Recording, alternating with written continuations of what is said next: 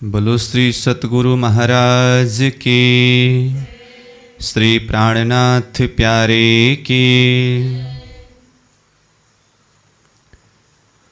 श्याम सेत के बीच में सीढ़ियाँ सुंदर शोभित, बहुत साथ इत आए के चढ़ उतर करत, चढ़ उतर करत।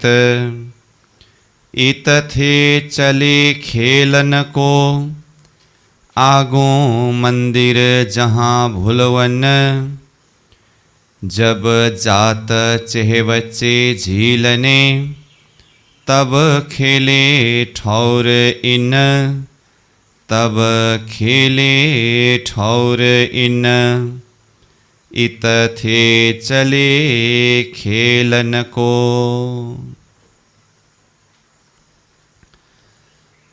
अक्षरातीत धामधनी श्रीराज के असीम अनुकंपा के द्वारा तारतम सागर दिव्य वाणी अंतर्गत परिक्रमा ग्रंथ के ऊपर हम चिंतन करते आ रहे हैं। और यह परिक्रमा ग्रंथ में 31वें प्रकरण का 12वीं चौपाई तक के भाव प्रसंग हम चिंतन किए। यह 31वें प्रकरण में विषय प्रसंग प्रारंभ हुआ है।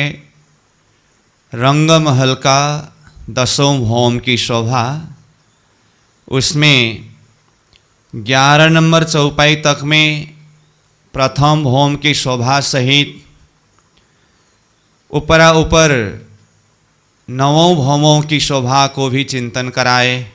विशेष करके दरवाज़ा के हाथ में झरोखा की शोभा और दरवाज़ा की शोभा भौम भौम में किस तरह से है। फिर भीतर के संपूर्ण शोभा जैसे प्रथम भौम में है, वैसा ही ऊपरा ऊपर 9 भौमों में है।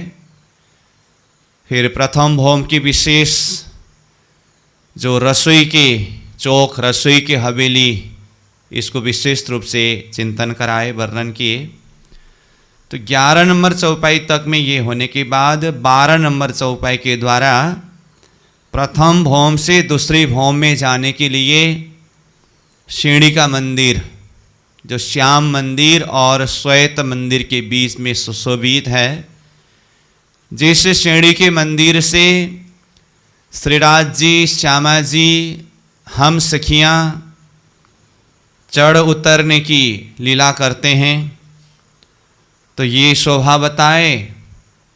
और प्रथम भौम से अब दूसरी भौम के चिंतन के लिए जाना हो तो ये सीढ़ी के द्वारा हम दूसरी भौम में पहुँचे। तो अभी का हमारा विषय प्रसंग प्रारंभ हो रहा है यह 31वें प्रकरण का ही 13 नंबर चौपाई से। तो जिसमें अब महामती प्राणनाथ जी दूसरी भौम की शोभा, तो दूसरी भौम की विशेषता भूल भुलौनी है। फिर भूल भुलौनी के साथ में उत्तर में खड़ोकली की शोभा भी शोभायमान है। तो भुलौनी, खड़ोकली, यहाँ की शोभा, यहाँ की लीला अब चिंतन कराने जा रहे हैं। तो चौपाई को देखिए 13 नंबर। इत थे चले खेलन को, आगो मंदिर जहाँ भुलवन। जब जात चेहबच्चे झीलने, तब खेले ठौर इन। इत थे मतलब जो प्रथम भौम से श्याम श्वेत मंदिर के बीच सीढ़ी के मंदिर से चढ़ कर के दूसरी भौम में पहुँचे। तो दूसरी भौम के कहाँ पर पहुँचे हम? दूसरी भौम के 28 स्तंभ के चौक से आगे प्रथम चौरस हवेली, चौरस हवेली के ईशान कोण से पश्चिम तरफ जो सीढ़ी का मंदिर है, प्रथम भौम से जहाँ से सीढ़ी लगा है दूसरी भौम में भी वहीं पहुँचते हैं। तो वहाँ पहुँचे। अब यहाँ से उत्तर दिशा के तरफ, क्योंकि दूसरी भौम की विशेषता भूल भुलौनी वो उत्तर दिशा के तरफ है। हवेलियों के जो 9 फिरावों की बात किए उसमें से प्रथम फिरावा चौरस हवेली उत्तर दिशा के तरफ, लाल चबूतरा के सामने में जहाँ ताड़वन प्रारंभ हुआ, तो ये ताड़वन की जगह शुरू होने के बाद वहीं से 110 मंदिर के जगह के सीधा अंदर चौरस हवेली दूसरी भूमि में 4 की 4 हारें 16 चौरस हवेली की जगह में यह भूल भुलावनी का मंदिर बना है, जिसमें 110 की 110 हारे मंदिर होने से कुल 12,100 मंदिर होना चाहिए, परंतु मध्य में 10 मंदिर का लंबा चौड़ा चौक, जिसमें मध्य में 8 मंदिर का लंबा चौड़ा चबूतरा है और चबूतरा को चारों तरफ घेर करके 4 रोस है।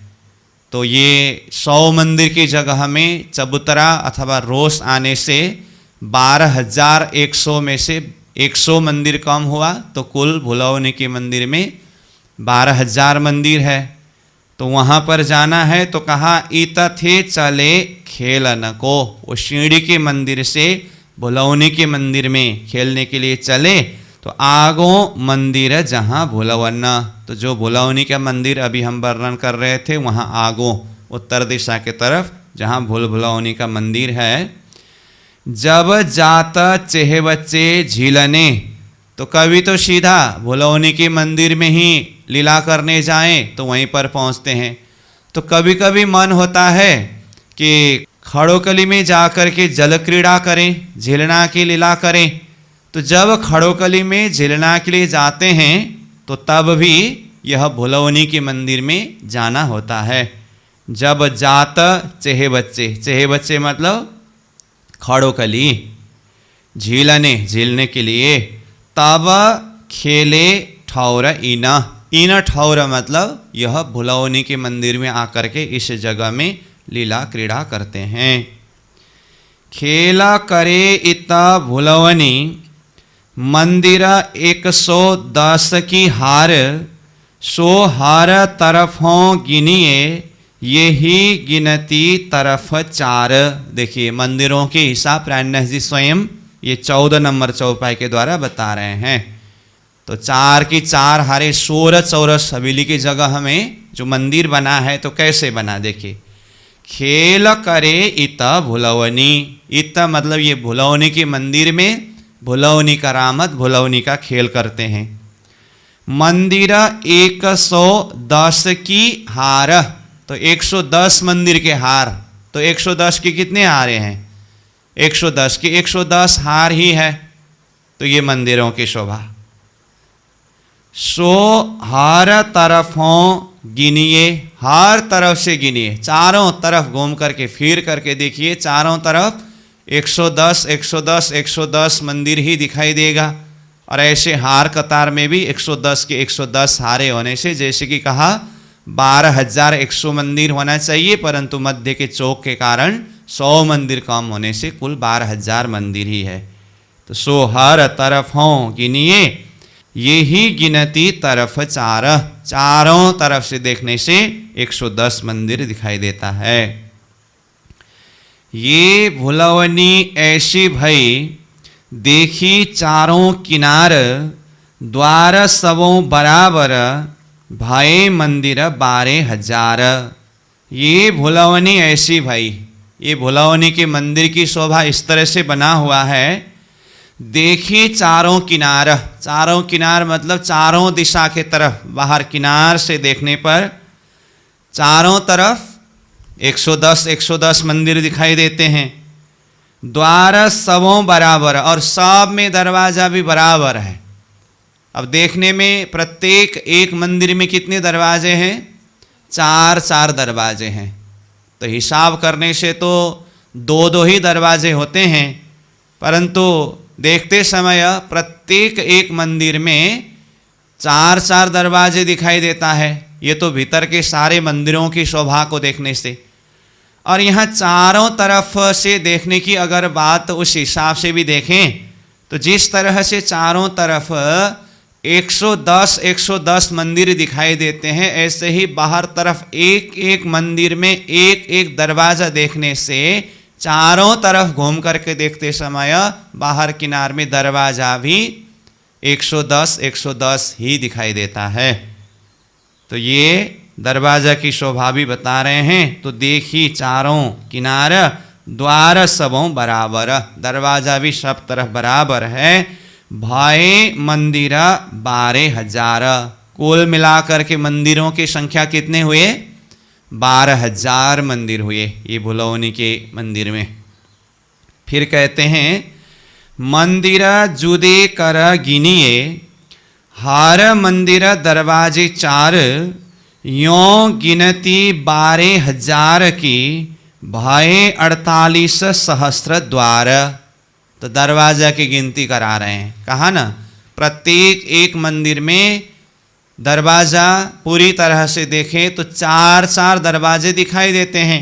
तो ये कहा मंदिर जुदे, जुदे मतलब अलग अलग, एक एक मंदिर को देखें, जुदे कर गिनिए, हर मंदिर दरवाजे 4, हर एक मंदिर में 4 दरवाजे दिखाई देते हैं।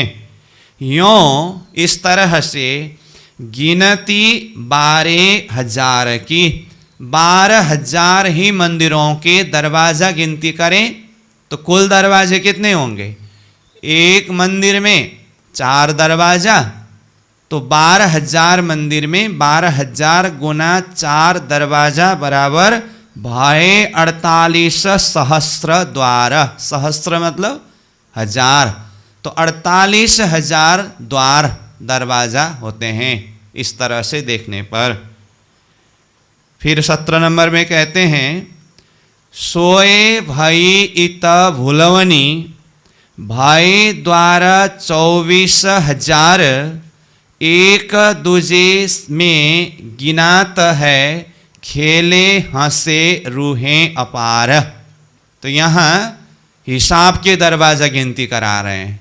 तो देखने में और गिनती में अलग अलग होता है ना। तो देखने में तो एक एक मंदिर को अलग अलग हिसाब से देखने पर एक एक मंदिर में 4 दरवाजा दिखाई देता है। इसीलिए ये 16 नंबर चौपाई में तो अलग अलग हिसाब से गिनती करने पर 12,000 मंदिरों में 48,000 दरवाज़ों के हिसाब बताए, परंतु अंदर जाकर के सारे दरवाज़ों की गिनती करें तो इतना संख्या नहीं पहुंचता है। वो तो देखने के लिए है। तो हिसाब से देखेंगे तो एक दरवाज़ा में कितना दरवाज़ा का हिसाब होता है? 2 दरवाज़ा, क्योंकि चारों तरफ मंदिर है तो प्रत्येक मंदिर के बीच बीच में आया हुआ दरवाज़ा तो दोनों तरफ से गिनती करने पर या तो एक ही दरवाज़ा को आधा आधा गिनती करना होगा, या तो फिर एक तरफ के दरवाज़ा एक मंदिर को छोड़ करके दूसरा दरवाज़ा दूसरे मंदिर को लेना होगा। तो ये दरवाज़ा गिनती करने की जो प्रक्रिया है वो तो वृत्ति में बताया भी है, उस हिसाब से अध्ययन करके समझे भी है, तो चौपाई के हिसाब से ही सीधा समझ सकते हैं। परंतु ये इतनी सी बात है, 16 नंबर चौपाई में देखने के हिसाब से वर्णन किए, 17 नंबर चौपाई में गिनती के हिसाब से बता रहे हैं। तो कहा सोए भाई इत भुलवनी, तो इस तरह से यहाँ पर भुलवनी होता है। तो पहला नंबर तो दरवाजा की गिनती करने में ही यहाँ पर भुलवनी होता है, वहीं से प्रारंभ होते हैं और आगे भुलवनी की लीला तो विशेष है ही। भाई द्वारा 24,000, तो 24,000 दरवाजा भाई कहा। तो 24,000 दरवाजा कैसे? गिनती के लिए एक मंदिर में 2 दरवाजा के हिसाब से 12,000 मंदिर में 24,000 दरवाजा होता है। एक दूजे में गिनात है, एक तरफ की जो दरवाजा है दूसरी तरफ के मंदिर में गिनती करते हैं। तो चारों दरवाजा में से 2 दरवाजा दोनों तरफ के मंदिर को छोड़ दिया, तो एक मंदिर का कितना हुआ? अपने हिस्सा में 2 ही दरवाजा हुआ ना। इसलिए कहा एक दूजे में गिनात है, खेले हंसे रूहें अपार। इस भुलवनी के मंदिर में ये दरवाज़ा के बीचों बीच कोई प्रवेश करना निकलना, इस तरह से कई तरह से खेलते हैं, हंसते हैं, रूहें अपार अपार सुख यहाँ अनुभव करते हैं। तो इस तरह से यहाँ तो 24,000 दरवाज़ा का वर्णन किया है, लेकिन वृत्ति में इसको और खुलासा करके वर्णन किया है। एक तरफ किनार में 110 दरवाज़ा और दूसरी तरफ किनार में 110 दरवाज़ा, चारों तरफ में से दो तरफ का 220 दरवाज़ा, और मध्य में जहाँ पर चौक अथवा चबूतरा आया है उसके चारों तरफ जो 10-10 मंदिर है उसके 10-10 दरवाज़ों में से दो तरफ का दरवाज़ा ज़्यादा हिसाब में निकलते हैं, तो मध्य का 20 और दोनों तरफ किनार के 110 110 220 करके 240 दरवाजे ये 24,000 के ऊपर होता है। तो उस हिसाब से देखते समय कुल दरवाज़ों की संख्या 24,240 होता है। ये वृत्ति के द्वारा वर्णन हुआ है। यहाँ प्राणनाथ जी तो सार रूप में बताते हैं, तो ये 24,000 दो दरवाज़ा के हिसाब से हैं, और बाकी जो ज़्यादा है उसको भी दिल दिमाग में बिठाना होगा। और आगे तो कहा एक दूजे, तो आगे तो कहा खेले हंसे रूहे अपार। ये भुलौनी की मंदिर में सखियाँ खेलते हैं, हंसते हैं, अपार सुख लेते हैं। 18 नंबर चौपाई में चलते हैं। रूहें द्वार एक दौड़ के चौथे जाए निकसत, प्रतिबिंब उठे कई तरफों कोई काहू ना पकड़त। तो भुलौनी कैसे होते हैं ये शोभा 18 नंबर चौपाई में बताए। एक दरवाजा से प्रवेश करते हैं और चौथे दरवाजा से निकलते हैं। तो चारों तरफ दरवाजा है ना, इसलिए चौथे दरवाजा शब्द प्रयोग किया, कहीं से भी निकल जाते हैं। तो एक तो दरवाजा ही इतनी ज़्यादा है, चारों तरफ दरवाजा, और मंदिर अंदर ही अंदर इतनी ज़्यादा है एक तो, और उसमें भी ये भुलौनी के मंदिर में जितने भी दीवार हो, दरवाज़ा हो, जमीन हो, छत हो, थंबा हो, सब कुछ दर्पण का है। अब दर्पण का है तो मानो एक सखी एक मंदिर के अंदर प्रवेश किया, चारों तरफ दर्पण ही दर्पण है, तो क्या होगा? एक ही सखी की प्रतिबिंब कितने जगह में पड़ते हैं, और एक सखी आगे आगे भाग जाती है और दूसरे सखी उसको पकड़ना होता है। अब एक तो दरवाजा ही चारों तरफ है, कहाँ से प्रवेश करके कहाँ से निकलते पता ही नहीं चलता। उसके ऊपर चारों तरफ दर्पण ही दर्पण होने के कारण वो भागने वाले सखियां निकल करके कहाँ पहुंच गई, वो जो पकड़ने वाले पीछे पीछे जो सखियां दौड़ रहे हैं ना, वो एक मंदिर के अंदर चली जाती है। अपनी ही प्रतिबिंब चारों तरफ ऐसे झलकता है, ऐसा लगता है कि यही सखी है वो जिसको मैं पकड़ने के लिए चाह रहा हूँ, पकड़ना चाहते हैं। वो दीवार में जो दर्पण उसमें अपना ही जो प्रतिबिंब स्वरूप था उसको पकड़ने लगते हैं, दीवार में टकरा जाते हैं। तो हंसी नहीं हुई, तो भूल गए, तो अपने ही प्रतिबिंब के साथ में भूल जाते हैं। तो ऐसे विचित्र की लीला होती है यहाँ, इसीलिए ये जगह का नाम ही भुलौनी है। तो चौपाई में तो इस तरह से वर्णन किया है, और यहाँ और एक भाव के द्वारा चिंतन करना होगा। भुलौनी इस अर्थ में तो है ही, और इससे भी मजे की भुलौनी तो दूसरा है। क्या है बताइए? एक सखी स्वयं, अब भागने वाला हो या भगाने वाला हो, ये दोनों में लागू होगा, फिर भी भगाने वाला में ज़्यादा अर्थपूर्ण होगा। जैसे मंदिर के अंदर प्रवेश हुआ और चारों तरफ दर्पण ही दर्पण है, तो एक ही सखी का प्रतिबिंब कितने तरफ दिखाई दे रहा है? अपना ही प्रतिबिंब, ठीक है। अब परम नाम की विशेषता क्या है? हर एक वस्तु में चेतनता है कि नहीं?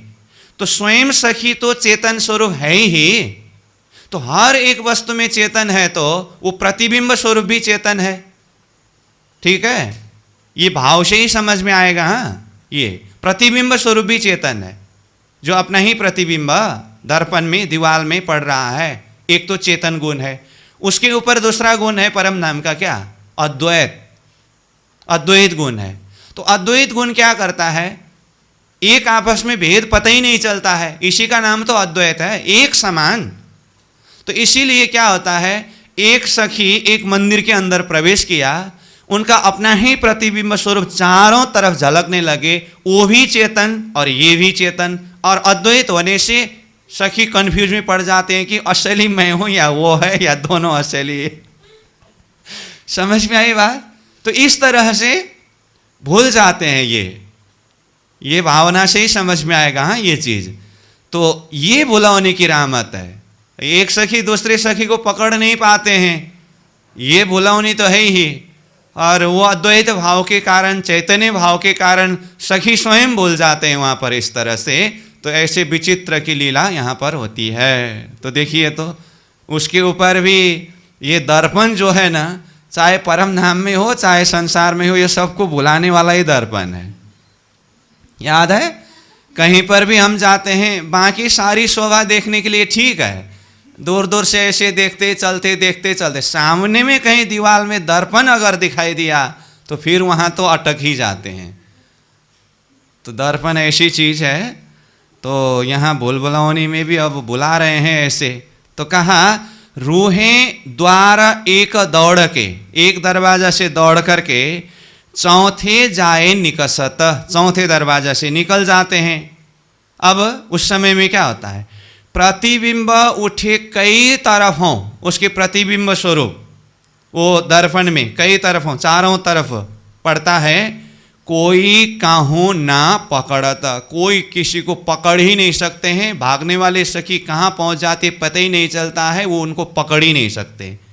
तो क्या होगा, आगे देखिए। भागत एक मंदिर से प्रतिबिंब उठे अपार, पकड़ न कोई न पावही, निकस जाए कई द्वार। उसी को और खुलासा करके 19 नंबर चौपाई के द्वारा बताए।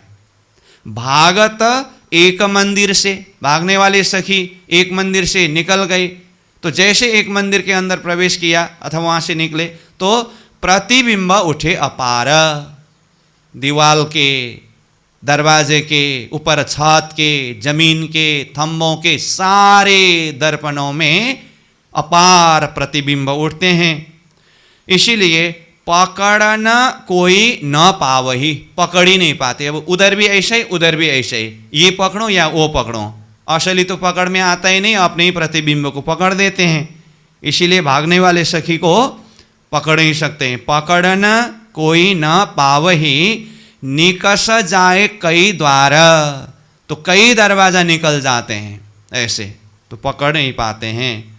तो कई द्वार निकल जाते हैं, मतलब अब पकड़ने वाले सखी ये होगा करके अपने ही प्रतिबिंब को पकड़ने लगते हैं। इतने में तो भागने वाले सखी तो कितने दरवाजा निकल के कहाँ पहुँच जाते हैं, वो कहाँ ढूंढने जाए बेचारा वो पकड़ने वाले, इसीलिए पकड़ ही नहीं पाते हैं। निकस जाए कई द्वार। इन ठौर खेल रूहन के, बहुत भई भुलवन, होत हाँसी इत खेलते, रंग रस बढ़त रूहन। इन ठौर, ये भुलौनी के मंदिर में, ये भुलौनी का मंदिर, बुलबुलौनी क्या है, खेल रूहन की। यहाँ पर कई तरह के खेल होते हैं रूहों के, आत्माओं के। इन ठौर खेल रूहन की, इस ठौर में, इस स्थान में कई तरह के खेल होते हैं। बहुत भई भुलवन, कैसे खेल होते हैं, भुलौनी का खेल है, भुलौनी की लीला है, इसलिए बहुत ये भूलने की लीला, भूलने की खेल होती है। होत हाँसी इत खेलते, अब यहाँ पर तो हंसी तो होगी ही होगी। जिस सखी को पकड़ना था उस सखी को तो पकड़ नहीं पाए और अपने ही प्रतिबिंब को पकड़ दिया, तो देखने वाले तो उसके ऊपर हंसेगी ना।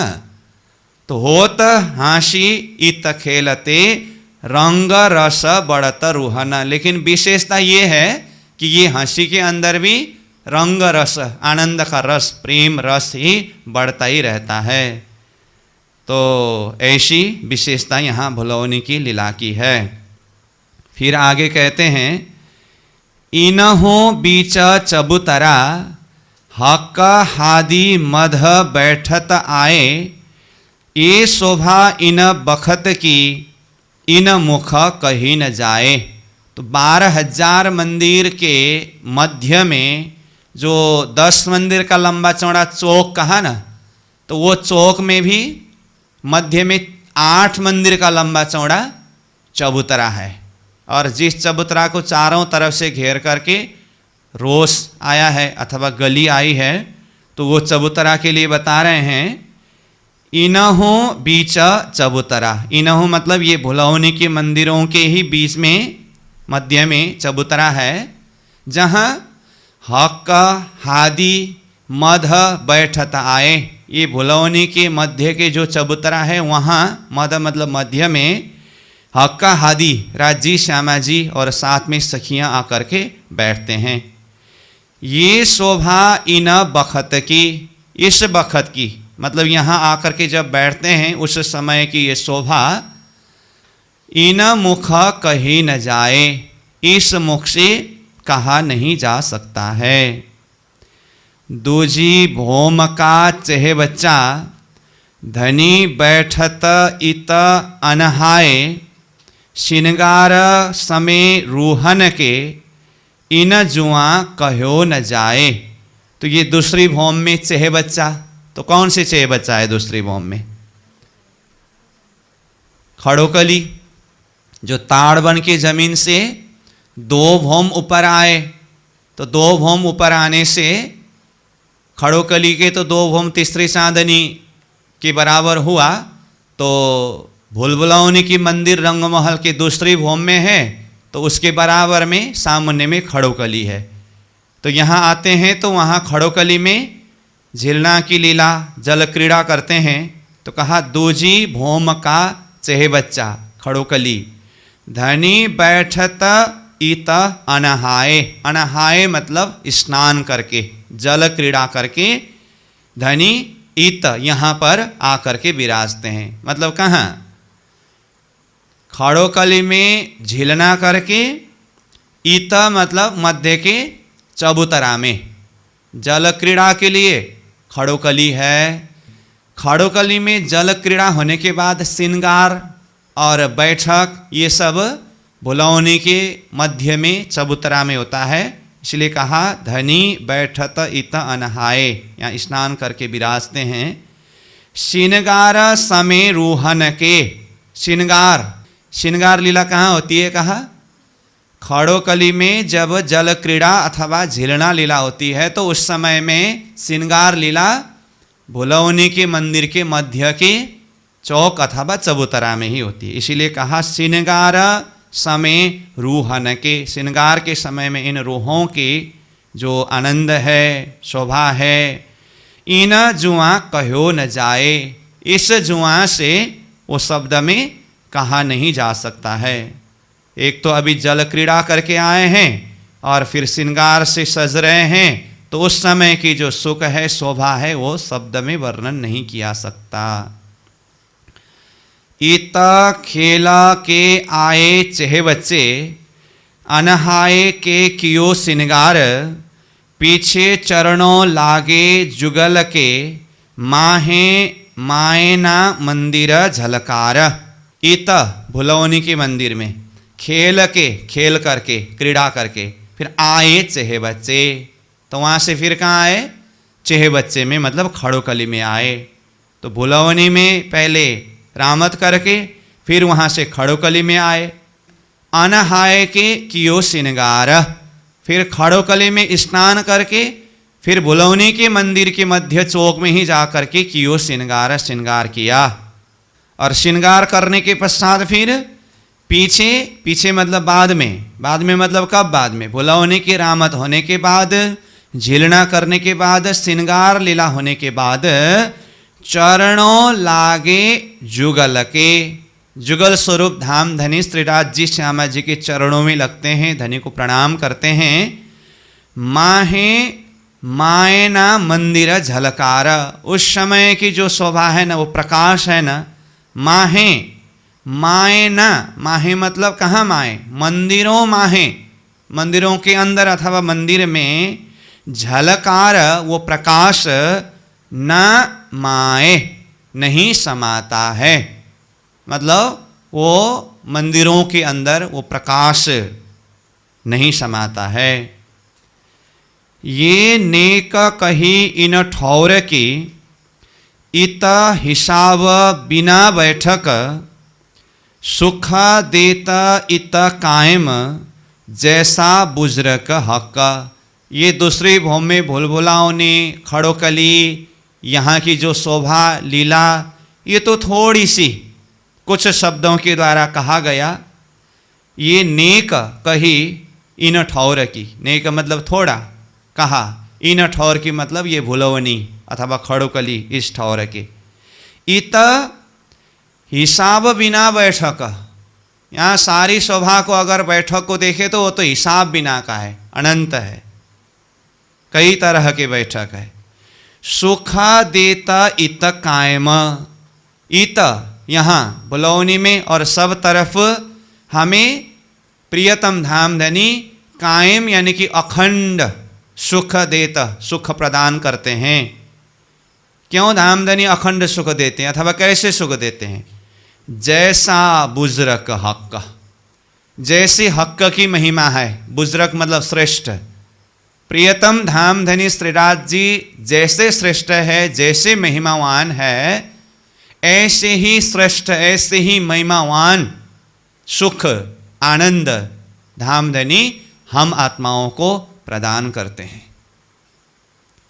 फिर कहते हैं ये दूजी भौम जो अरस की इता बहुत बड़ो विस्तार, ये नेक नेक कहत हो जुआ कहा कहे सिफत सुमार। थोड़ा कुछ वर्णन होने के बाद प्राणनाथ जी कह रहे हैं ये दूजी भौम जो अरस की, ये अरस रंगमहल का दूसरी भौम है ना, इता बहुत बड़ो विस्तार, ये बहुत बड़ा विस्तार है। कहाँ तक मैं वर्णन करूं इसको? ये नेक नेक कहता हूँ, थोड़ा थोड़ा कहता हूँ। अब प्रथम भौम की भी थोड़ा कुछ कहा, दूसरी भौम की शोभा भी थोड़ा कुछ कहा, अब दूसरी भौम भी बहुत ज़्यादा विस्तार है, कहाँ तक कहूँ? और ऊपर ऊपर हर भौम में देखें तो हर भौम में बहुत बड़ो विस्तार, बहुत ज़्यादा विस्तार है। वो सारा विस्तार करके कहना तो संभव नहीं है, फिर भी ये नेक नेक कहता हूँ, थोड़ा थोड़ा सा कहता हूँ बोल रहे हैं ना। तो प्रथम भौम और दूसरी भौम की शोभा थोड़ा थोड़ा जिस तरह से कहा, आगे तीसरी भौम से होते हुए और दशमी चांदनी तक तो कहना ही बाकी है ना। खाली रंगमहल के 9 भौम दशमी चांदनी की ही बात करें तो भी, इसीलिए थोड़ा थोड़ा कहता हूँ करके कहा। तो कहते हैं जुआ कहा करे सिफत सुमार, लेकिन इसकी महिमा सिफत और शुमार मतलब इसका हिसाब इस जुआ के द्वारा कहा कहे, किस तरह से कहे, ये तो अब कहना संभव नहीं है, बेशुमार है। फिर भी थोड़ा कुछ जितना संभव होगा उतना थोड़ा थोड़ा कह रहा हूँ और आगे अन्य भौमों की भी शोभा को कहता हूँ। तो इस तरह से ये 25 नंबर चौपाई तक में दूसरी भौम की शोभा को थोड़ा कुछ वर्णन किए, चिंतन कराए। अब आगे दूसरी भौम से फिर तीसरी भौम में धनी हमें ले जा रहे हैं। तो अब बताइए दूसरी भौम से तीसरी भौम में जाने के लिए कहाँ से जाएंगे? अभी तो हम बुलौनी के मंदिर में है, तो प्रथम भौम से दूसरी भौम में जाते समय जहाँ सीढ़ी का मंदिर था, वो सीढ़ी के मंदिर से दूसरी भौम में पहुंचकर उत्तर की तरफ बुलौनी के मंदिर में गए थे ना। तो बुलौनी के मंदिर से फिर से वापस सीढ़ी के मंदिर में आना होगा, पहले तो दूसरी भौम के ही। तो प्रथम भौम से जहाँ दूसरी भौम में सीढ़ी आया है, दूसरी भौम से तीसरी भौम में जाने के लिए भी सीढ़ी तो वहीं से है ना। तो इसीलिए दूसरी भौम के सीढ़ी के मंदिर में आकर के वहाँ से फिर भौम पर ऊपर सीढ़ी चढ़ने से हम पहुँचे तीसरी भौम में। तीसरी भौम के कहाँ पर पहुँचे? तीसरी भौम के 28 स्तंभ के चौक से भीतर प्रथम चौरस हवेली का ईशान कोना से पश्चिम तरफ जहाँ सीढ़ी के मंदिर है वहीं पर पहुँचे। पहुँच गए? चलो पहुँच गए। अब प्राणनाथ जी की चौपाई के द्वारा ही पहुँचना होगा। अब तीसरी भौम की सारी शोभा वर्णन करेंगे। तो तीसरी भौम की विशेषता क्या है? पड़साल। क्या क्या मिलके पड़साल बना है? चबूतरा, दहलान, और झरोखा मिल करके। तो तीसरे भौम में सीढ़ी के मंदिर में है हम अभी, तो कहाँ से पहुँचेंगे ये पड़साल में? तो सीढ़ी का मंदिर मतलब प्रथम चौरस हवेली है। सीढ़ी के मंदिर से निकल करके ये प्रथम चौरस हवेली के पूर्व दिशा के दरवाजा से बाहर निकलते समय सामने में क्या है? तीसरे भौम का 28 स्तंभ का चौक है। और 28 स्तंभ के चौक के पूर्व किनार के थंब से लगता हुआ 4 मंदिर का लंबा, 1 मंदिर का चौड़ा, चबूतरा, 3 सीढ़ी ऊपर उठा है। और फिर यहाँ से आगे बढ़ेंगे तो दरवाजा के हाथ में नीचे प्रथम भौम दूसरी भौम के हिसाब से देखेंगे तो मध्य में 2 मंदिर का दरवाजा, दाएं बाएं 4 मंदिर था ना, तो ये 10 मंदिर हुआ। तो 10 मंदिर की जगह ही चबूतरा के बराबर यानी कि तीसरे भौम के जमीन से 3 सीढ़ी ऊपर चढ़ा है। परंतु यहाँ पर मध्य के जो दरवाजा 2 मंदिर सहित दाएं बाएं के 4 मंदिर में से दरवाजे के दाएं बाएं का 1 मंदिर, तो पूरा कितना हुआ? 2 मंदिर का दरवाजा, दाएं बाएं का 1 मंदिर, मिला के 4 मंदिर हुआ। तो ये 4 मंदिर का दहलान है। और दहलान से दाएं बाएं 3 मंदिर है दरवाजा के हाथ में। तो 4 मंदिर में दहलान, दाएं बाएं 3 मंदिर, 3 6 और 4 10 मंदिर का हिसाब हुआ। और आगे झरोखा, वो झरोखा तो पहले प्रथम भौम से भी उसकी शोभा वर्णन किए थे। तो 10 मंदिर का लंबा और 2 मंदिर का चौड़ा झरोखा, तो ये भी तीसरे भौम की जमीन से 3 सीढ़ी ऊपर उठा है। तो चबूतरा, दहलान, दहलान के दाएं बाएं का 3 6 मंदिर और आगे का झरोखा, ये सब तीसरी भौम की जमीन से 3 सीढ़ी ऊपर उठा। तो ये चबूतरा, दहलान और झरोखा मिलकर के एक शब्द में तीजी भौम की जो पड़साल हुआ है। ठीक है, तो अब ये तीसरी भौम की पड़साल बताएंगे।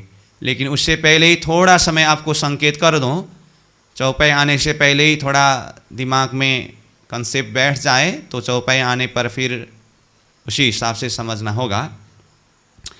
अभी जो शोभा हम चर्चा कर रहे थे तीसरी भौम के, ये तो दिल दिमाग में बैठ गया, क्योंकि वृत्ति के आधार पर और इससे पहले भी चौपाई के द्वारा ही वर्णन करते समय ऐसा ही शोभा वर्णन हुआ था। तीसरी भौम का शोभा तो वर्णन हुआ है ना। पहले अष्टप्रहर लीला प्रसंग वर्णन करते समय भी दहलान, उसके दक्षिण तरफ 3 मंदिर, जैसे दाहिने तरफ दूजा जो मंदिर, नीलो ने पीलो रंग, ऐसे ऐसे शब्द के द्वारा दहलान के दक्षिण तरफ का मंदिर का वर्णन हुआ। फिर उत्तर दिशा की तरफ मंदिर के लिए क्या कहा? निकसते दाहिने तरफ हजो ठौर, शैया आए चढ़ते दिन प्रहर, मिलावा होत दीवालों के आगे, सैया पान बीड़ी वालन लागे। ये प्रसंग में निकसत मतलब ये झरोखा से निकलते समय दाहिने तरफ यानी कि उत्तर दिशा के तरफ, दीवाल के सामने, तो दीवाल है तो मंदिर है कि नहीं, दीवाल के सामने झरोखा में वहाँ बैठ करके पान बीड़ा बनाते हैं, ये शोभा वर्णन किया है। तो यहाँ वही शोभा वर्णन आएगा। लेकिन ये प्रसंग में अब तीसरी भौम वर्णन होने जा रहा है ना, तो ये प्रसंग में तीसरी भौम में 10 मंदिर का दहलान करके ये भी वर्णन करेंगे। चौपाई को शुरू करने से पहले ही थोड़ा सा दिल दिमाग में कंसेप्ट बैठ जाए, मैं उस हिसाब से बता रहा हूँ। 10 मंदिर का दहलान करके ये वर्णन आएगा। तो अभी तक हम जो पढ़े और इससे पहले जो चौपाई में आया उस हिसाब से दहलान कितने मंदिर का है? 4 मंदिर का है। और दहलान के दाएं बाएं 3 मंदिर, 6 मंदिर है। लेकिन यहाँ चौपाई में 3 मंदिर, 6 मंदिर भी आएगा ये तीसरी भौम के प्रसंग में। उस हिसाब से 4 मंदिर का दहलान भी होगा, लेकिन साथ में दूसरे प्रकार से वर्णन करके 10 मंदिर का दहलान ऐसा भी वर्णन होता है। तो जब चौपाई में 10 मंदिर का दहलान आया है तो इसका अर्थ क्या होगा? 4 मंदिर का दहलान करके जो शोभा वो तो है ही, तो साथ में दाएं बाएं के 3-3 मंदिर जो है ना दरवाजा के आस के, पूरा 10 मंदिर की जगह, ये पूरा दहलान की शोभा में ही दर्शन होता है। ठीक है, तो इतना थोड़ा संकेत करके रखा हूँ ताकि सीधा चौपाई आते समय कंफ्यूज ना हो करके आने वाला प्रसंग थोड़ा बता ही दिया। बाकी सामने में जब चौपाई आएगा उसको तभी खुलासा किया जाएगा। ठीक है, तो इतना कहा तो दूसरी भूमि से तीसरी भूमि में जाना है, तो तीसरी भूमि में कहाँ से जाना ये भी बताया गया, और ये एक झलक यहाँ की विशेषता शोभा ये भी देखा, और आने वाले जो कुछ अलग वर्णन है वो भी थोड़ा सा मैंने संकेत किया। अब इसको दिल दिमाग में रख करके चौपाई के साथ हम चलते हैं तीसरी भूमि में। तो देखिए चौपाई नंबर 26 को, बैठे हक हादी भूम तीसरी, जीता आवत नूर जलाल, इता दोए पोहर की बैठक, और सिज्या सुख हाल। अब ये मत कहिएगा कि प्राणनाथ जी ने दूसरी भूमि से तीसरी भूमि जाने का सीढ़ी का तो वर्णन ही नहीं किए, भुलौनी के मंदिर से सीधा तीसरी भूमि की झरोखा में पहुंचा दिया। इतना तो समझते हैं ना, इसलिए हमने शब्द के द्वारा बताया जहाँ सीढ़ी का मंदिर है वहाँ आके ऊपर जाना होगा। तो कहा बैठे हक हादी भूम तीसरी, हक राजी महाराज, हादी श्यामा जी और सखियाँ तीसरी भूमि की बैठक में बैठते हैं। किस समय में? 7:30 बजे से 9 बजे तक निरत की लीला के प्रसंग है। बाकी तो अब पूरा बैठक को देखेंगे तो 7:30 बजे तक में सुबह बाल भोग आरोग्य की लीला है चबूतरा में, वो भी तीसरी भूमि की बैठक है। और 7:30 के बाद में तीसरी भूमि के झरोखा में 7:30 से 9 बजे तक नवरंगबाई की निरत, ये भी तीसरी भूमि के ही बैठक में है। फिर 9 बजे निरत लीला पूरी होने के बाद आगे 11:15 बजे तक श्री राज बैठे बाता करे, श्री श्यामा जी चित्त धरे, सैया अरस परस करे हास, लेवे धनी जी को विविध विलास। अष्टप्रहर में ये चौपाई के द्वारा चिंतन कराया है ना। तो ये 9 से 11:15 बजे तक, फिर 11:15 बजे से आगे 12 बजे तक रसोई लीला है। लाड़बाई आए यूँ कही, श्री धनी जी की आज्ञा पाऊँ तो यह समय रसोई ले आऊँ। ये कब की बात है? 11:15 बजे की बात है। फिर रसोई आरोग्य की लीला होती है। तो जब राजश्याम जी सहित सखियों की रसोई लीला पूरी होती है, सैया तले आरोगन गैया, आरोग आए पान बीड़ी लैया, सेज्या आए श्री जुगल किशोर, तब दिन हुआ दोपहर। तो इस तरह से देखिए तो पूरा समय अगर देखना हो तो यहाँ तीसरे भूमि के बैठक में कितने प्रहर तक बैठक बैठते हैं? 2 प्रहर, प्रथम प्रहर और दूसरी प्रहर। ये तो राजश्यामा जी सहित सखियों की बात है। अगर राजश्यामा जी की ही बात करें तो तीसरे प्रहर का समय भी तीसरी भूमि में ही झरोखा के भीतर जो नीलो न पीलो 20 का मंदिर है ना, यहाँ चौपाई में ही आएगा। श्रृंगार करे दहलान में आरोग्य और मंदिर, इत ही दीदार नूर को दिन पौड़े पलंग अंदर। यही प्रसंग में चौपाई आने वाला है। तो पौड़ावनी लीला सहित अगर देखेंगे तो तीसरी भूमि में राज जी कितने प्रहर तक विराजते हैं? 3 प्रहर तक, प्रथम प्रहर, द्वितीय प्रहर और तृतीय प्रहर।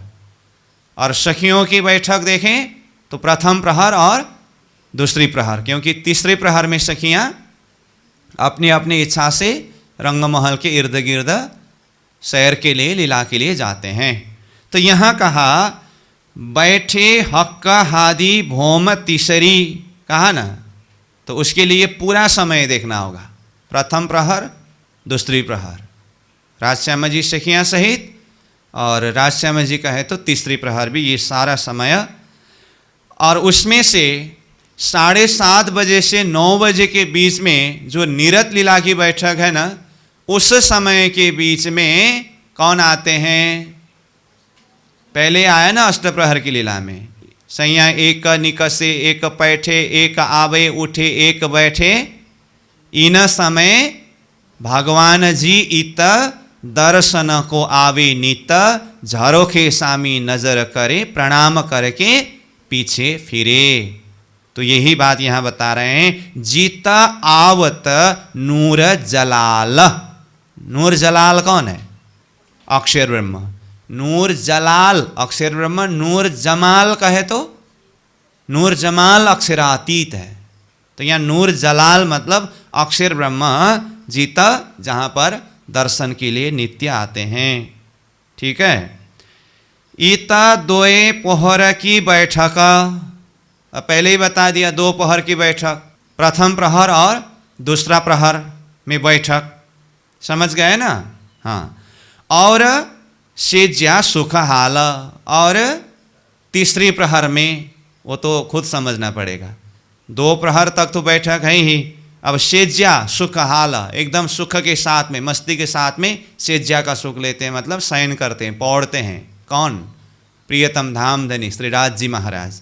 तो ये तीसरी प्रहर की बात है, तो वो भी देखना होगा। और सेज्या सुख हाल, बीचा बन्या दरवाजा दो हांस का, बीचा 10 झरोखे, 5 बने बाई हांस के, 5 दाहिने से। लो, ये 27 नंबर चौपाई ये खुलासा कर रहे हैं कि चर्चनी में शुरू में ही रंगमहल का चबूतरा जमीन से भौम भर ऊंचा है, जिसमें फिरते 200 हांस है या 201 हांस है।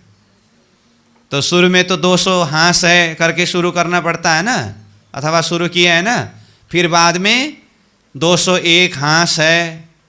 तो 201 हांस कैसे हुआ?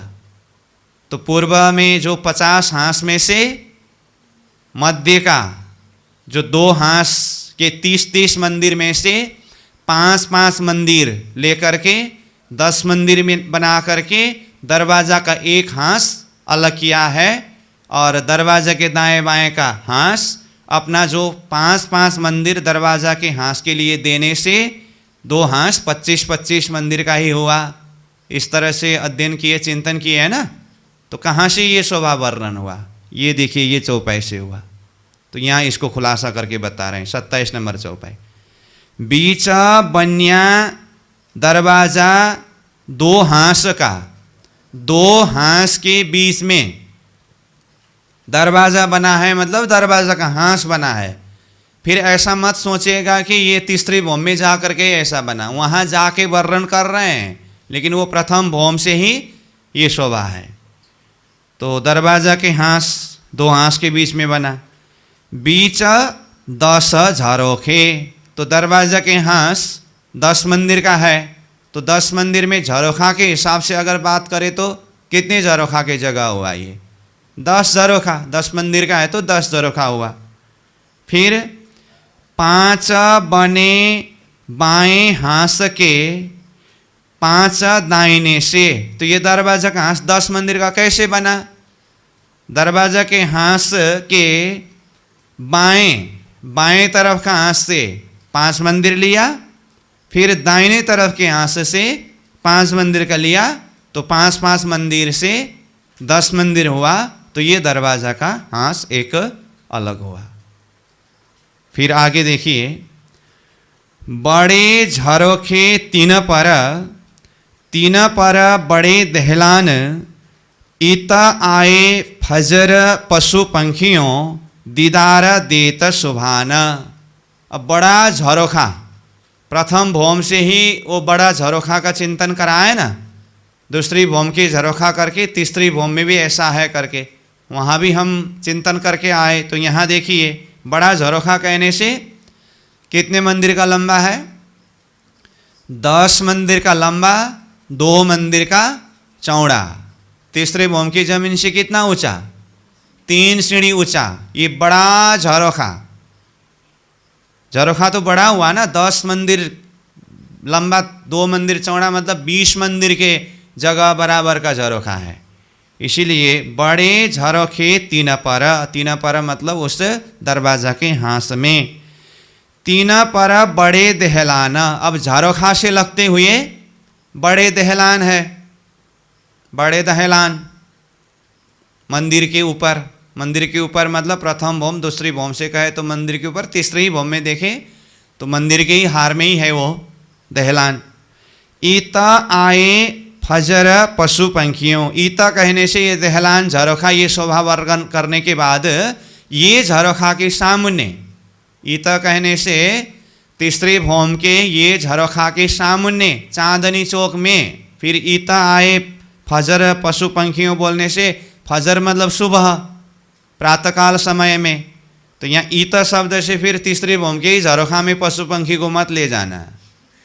राजी महाराज तीसरी भौम के झरोखा में पधारते हैं तो पशु पंखी नीचे चांदनी चौक में उपस्थित होकर के धनी के पधारपन होने से पहले से ही वहाँ आकर के धनी के दर्शन के लिए प्रतीक्षारत रहते हैं।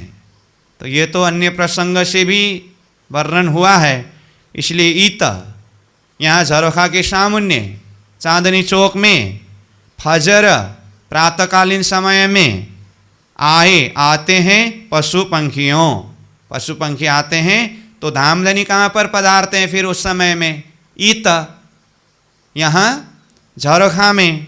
तो दीदार देत शुभान, यहाँ झरोखा में पधार करके शुभान प्रियतम धाम धनी श्रीराज जी महाराज दीदार देता दर्शन देते हैं। किसको दर्शन देते हैं? पशु पंखियों को दर्शन देते हैं। तो पहले आया ना पशु पंखियों की पातशाही, पशु पंखियों की इश्क स्नेह।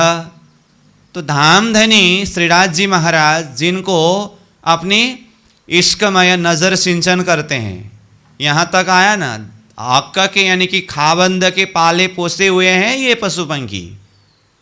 तो इनकी पातशाही, इनके इश्क, इनकी पहचान, ये शोभा पहले भी वर्णन हुआ। यहाँ बता रहे हैं कि दीदार देता शुभान, शुभान प्रियतम धामधनी पशु पंखियों को दर्शन देते हैं। अब यहाँ 28 नंबर चौपाई में दूसरे चरण में तीन पर बड़े दहलान शब्द आया। तीन पर मतलब कहाँ? झरोखा से परे मतलब भीतर। तो अब तुरंत 29 नंबर चौपाई में आ रहा है, देखिए जिसके लिए मैंने पहले ही संकेत किया था। 29 नंबर चौपाई को ध्यान से देखिए। दहलान 10 मंदिर का, झरोखे 10 शामिल, माहे चौक 10 मंदिर का, हुए तीनों मिल कामिल। ये है चौपाई। तो यहां दहलान कितने मंदिर का कहा? 10 मंदिर का। तो फिर हम दहलान 4 मंदिर का करके वर्णन करके आए, तो फिर वास्तव में दहलान 10 मंदिर का है या 4 मंदिर का है? तो 10 मंदिर का भी है, 4 मंदिर का भी है। तो यहाँ चौपाई में अब 10 मंदिर का दहलान आया, तो पहले ये चौपाई को हम अच्छे से समझने का प्रयास करें, ठीक है? तो पहले तो मैं यहाँ क्या क्या देखना चाहिए ये चौपाई से वो बताता हूँ। ये चौपाई थोड़ा चिंतन करके दिल दिमाग में बिठाने का है। वैसे तो सारा ही दिल दिमाग में बिठाने का है, लेकिन इसमें कुछ विशेष शोभा वर्णन किया है। कहा दहलान 10 मंदिर का, 10 मंदिर का दहलान है। पहले तो सीधा शब्दार्थ भावार्थ समझ लीजिए। हाँ, पहला चरण तो समझ ही गए। झरोखे 10 शामिल, सामने में 10 मंदिर का झरोखा शामिल है। माहे चौक 10 मंदिर का। अब आपको यहाँ बीच में 10 मंदिर का चौक भी देखना होगा। ये चौपाई क्या कह रहे हैं? माहे मतलब बीच में, चौक 10 मंदिर का, 10 मंदिर का चौक भी है। हुए तीनों मिल कामिल, तीनों क्या क्या? तीनों। पहला चरण में आया हुआ 10 मंदिर का दहलान, दूसरा चरण में आया हुआ 10 मंदिर का झरोखा, तीसरे चरण में आया हुआ 10 मंदिर का चौक, ये तीनों मिल करके हुए कामिल। कामिल मतलब एकदम कमाल शोभा लिए हुए, योग्य सुंदर शोभा से सुसज्जित हुआ है। ठीक है यहाँ तक। अब क्या क्या देखना है? 10 मंदिर का दहलान, 10 मंदिर का झरोखा और 10 मंदिर का चौक, ये 3 चीज को देखना है। तो चलो हम पहले दहलान से शुरू करते हैं। दहलान जो 6000 मंदिर के हार, जहां पर 4 दहलान को वर्णन तो पहले से ही हम जानते हैं। दरवाजा 2 मंदिर का और दाएं बाएं का एक एक मंदिर, 2 मंदिर, तो 4 मंदिर हुआ। उसी जगह में ये चौपाई के आधार पर 10 मंदिर के दहलान के वर्णन करने के लिए बाकी दोनों तरफ 3-3 मंदिर है ना, 6 मंदिर। ये 6 मंदिर की जगह पर भी दहलान की शोभा को समझना होगा। तो मंदिर में दहलान कैसे बनता है? अगर दीवाल आया तो मंदिर, दीवाल नहीं रहा तो दहलान। जैसे कि प्रथम भोम रसोई के चौक में तीनों तरफ जो दहलान आया है ना, दहलान कैसे बना? वही मंदिर है, परंतु मंदिर में दीवाल को हटाने से थंब तो चारों कोण में ज्यों का त्यों है ही, तो मंदिर ही दहलान बन गया। ठीक इसी तरह यहाँ तीसरी भौम में दरवाजा के हाँस का 10 मंदिर की जगह में दहलान, मतलब वहां पर थंब का हार होता है, इस तरह से। ठीक। अब इसी चौपाई में ही मैं दोनों भाव को खुलासा कर देता हूं, क्योंकि बाद में फिर कभी 10 मंदिर का दहलान, कभी 4 मंदिर का दहलान, क्या समझे ऐसा होगा। तो प्राणनाथ जी ने ही 10 मंदिर का दहलान भी इस तरह से खोल करके वर्णन किया है। फिर इसका मतलब वो 4 मंदिर का दहलान होना और दाएं बाएं 3-3 मंदिर, 6 मंदिर होना, ये नहीं है। ऐसा एक संशय हो सकता है ना, ऐसा नहीं है, ऐसी बात नहीं है। वो 3-3 मंदिर भी है। अगर इस चौपाई के आधार पर पूरी तरह से वो 3-3 मंदिर को भी हम अगर चिंतन से, दिल दिमाग से हटा दें, तो फिर वो चौपाई का अर्थ कैसे करेंगे? दाहिनी तरफ दूजा जो मंदिर, मैंने पहले भी संकेत किया था, आए बैठे ताके अंदर, नीलो न पीलो बीच के रंग, ताकि उठत कई तरंग, है ना। तो ये चौपाई तो स्पष्ट रूप में यहां पर क्या मांग कर रही है?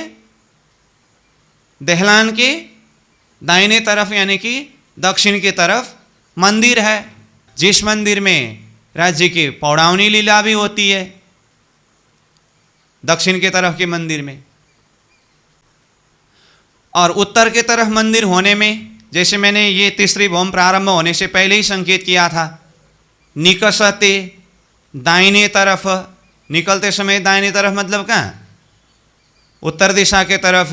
सैया आए बैठे चढ़ते दिन प्रहर, तो वहां पर शब्द आता है मिलावा हो तो दीवालों के आगे। तो दीवाल शब्द आया कि नहीं आया यहाँ पर? तो दीवाल आया है तो मंदिर जरूर है।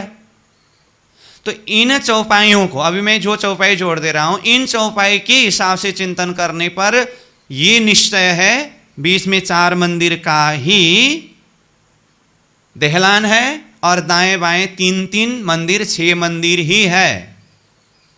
ये भी शोभा चौपाई सम्मत ही है। और यहां ये चौपाई जो सामने में आया, दहलान 10 मंदिर का कहा, तो फिर 10 मंदिर का दहलान होने के लिए 4 मंदिर के दहलान के साथ में दाएं बाएं का 3-3 मंदिर में भी दहलान के ही शोभा को समझना चाहिए, अथवा दहलान ही है, ऐसा दोनों भाव से समझना होगा। ये चौपाई आते समय 10 मंदिर का दहलान, वो चौपाई आते समय 4 मंदिर का दहलान, दाएं बायां 3-3 ही मंदिर है। तब कैसे समझे? कंफ्यूज हुआ तो आपको समझने के लिए मैं बता रहा हूँ। हाँ, ऐसा कुछ नहीं है। यहाँ पर भी कई जगह में वो शटर लगाते हैं ना, ऐसे ही समझ लीजिए। अब क्या करेंगे, शटर नीचे खींच दीजिए, शटर बोलते हैं ना, वो दुकान वगैरह में लगाते हैं ना, तो खींच दीजिए, दीवार से बन गई, मंदिर हो गया। फिर 10 मंदिर का दहलान की जरूरत पड़े जब, तो फिर उसको ऊपर फोल्ड कर दीजिए, फिर दीवार चला गया ऊपर, बस थंब ही थंब है, बन गया 10 मंदिर का दहलान। इच्छाचारी है ना परम धाम तो। फिर धनी ने जब दोनों शोभा वर्णन किया है तो शटर भी फिर व्यवस्थित शटर लगाना, फिर शटर यहाँ पर ऐसा करके, यहाँ कहाँ का वो टीना उना का शटर देखा, वो दिमाग लगा के वहाँ शोभा मत बिगाड़ना। वो एकदम नंग मोतियों से जड़े हुए व्यवस्थित दीवार की सी ही शोभा है वो, ऐसा, ठीक है। तो इस तरह से दिल दिमाग में बिठाइएगा। तो वो प्रसंग के चौपाई में 3-3 6 मंदिर, 4 मंदिर का दहलान, और ये चौपाई में 200 मंदिर का दहलान, दोनों चौपाई सम्मत है। प्राणनाथ जी ने जो शोभा वर्णन किया है, अरे परमधाम नीत नीत नवले रंग कहा है, वहाँ नया नया शोभा जैसा चाहे वैसा होता है। तो कुछ कुछ जगह में ऐसी निशानियाँ वर्णन होती है। तो इतना कहा तो हमें विश्वास है कि आपके दिल दिमाग में 10 मंदिर का दहलान भी कबूल हुआ, और 4 मंदिर के दहलान सहित दाएं बाएं का 3-3 मंदिर, 6 मंदिर भी कबूल हुआ। दोनों वाणी सम्मत है, चौपाई सम्मत है। अब आगे, झरोखे 10 शामिल, सामने में 10 मंदिर का झरोखा है।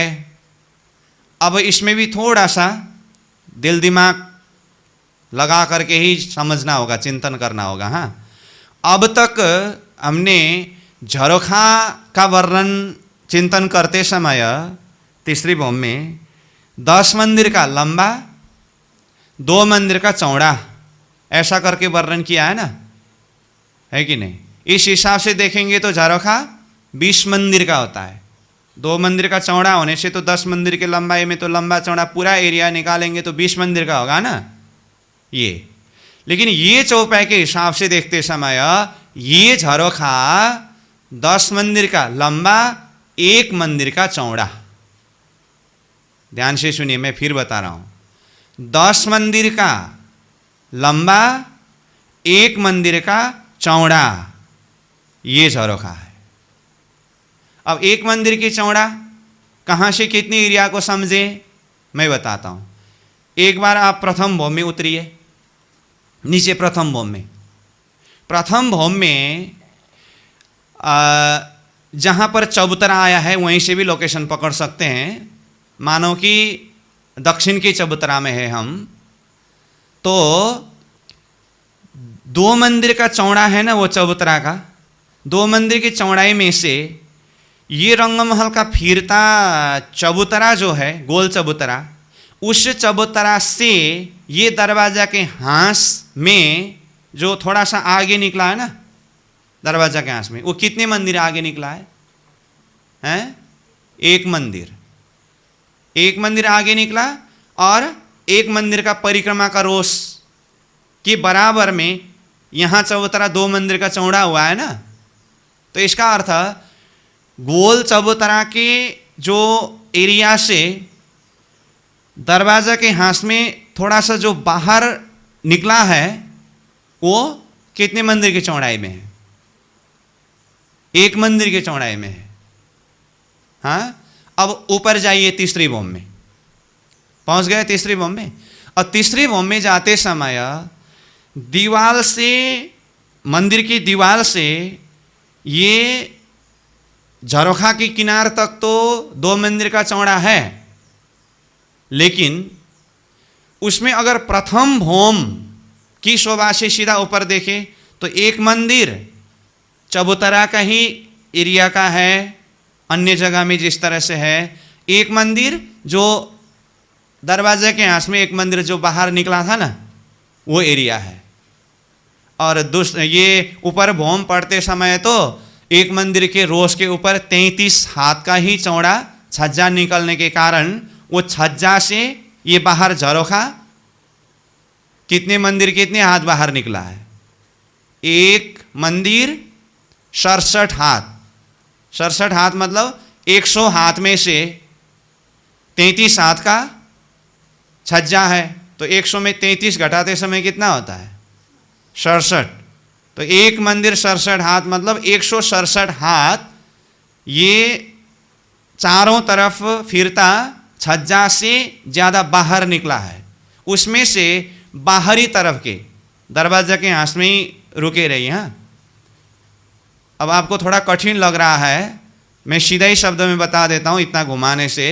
सीधी सी बात, इतनी सी बात है, जो 2 मंदिर की चौड़ाई झरोखा का हम चिंतन कर आए हैं ना, उसमें से किनार के तरफ का एक मंदिर ही लेना है। जो प्रथम भोम में मैं इसीलिए बता रहा था, जो एक मंदिर का चौड़ा बाहर वो चांदा सा निकला था ना, उसी के सीधा ऊपर तीसरे भोम के इतने एरिया को ही झरोखा के रूप में लेना है। तो इस अर्थ में अगर लें तो झरोखा का लंबाई चौड़ाई कितना हुआ? 10 मंदिर का लंबा, 1 मंदिर का चौड़ा। समझ में आई बात?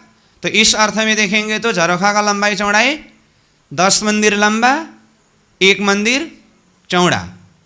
हाँ, अब इस अर्थ में ध्यान से देखिएगा, इस अर्थ में देखेंगे तो अब बताइए, मंदिर के बाहरी दीवार से ये झरोखा तक पहुंचने के लिए आपको कितना चलना पड़ेगा?